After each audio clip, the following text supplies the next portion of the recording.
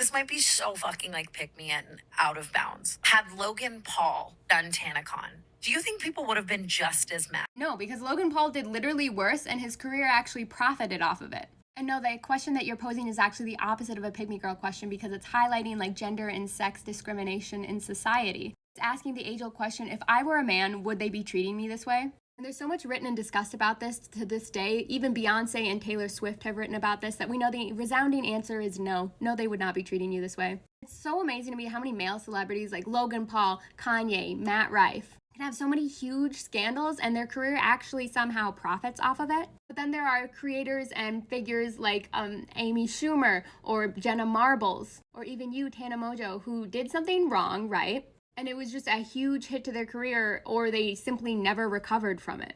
And obviously the discrimination gets infinitely worse when you factor in like people of color, LGBTQ, etc. And I've thought about this a lot, but I think one of the main factors that contribute to it is like women hold people accountable more and they're like less forgiving or willing to like overlook incidents and mistakes. Because in the rare case of like Matt Rife, his base audience was mostly women. And you would think after a scandal, right, his entire career would just be done for, but he was actually able to pivot into like that horrible boy area of comedy where he just like attracted that audience instead. And I do think for a while that's what Logan Paul did as well. He just like pivoted and started leaning into the controversy of it to attract the audience that enjoys that sort of stuff.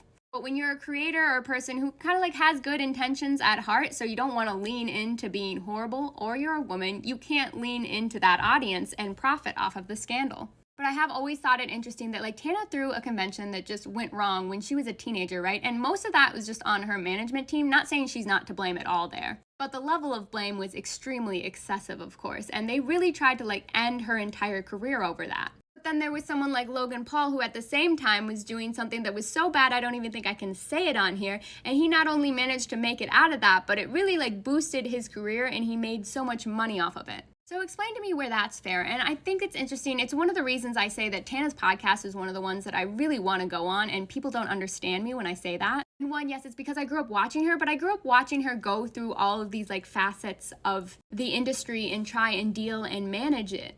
And I see it come out in like little clips of the internet here where I'm like, there's just so much that would be interesting to discuss, because she was totally right here and she just wasn't sure in herself. But I do think that she is a really interesting person.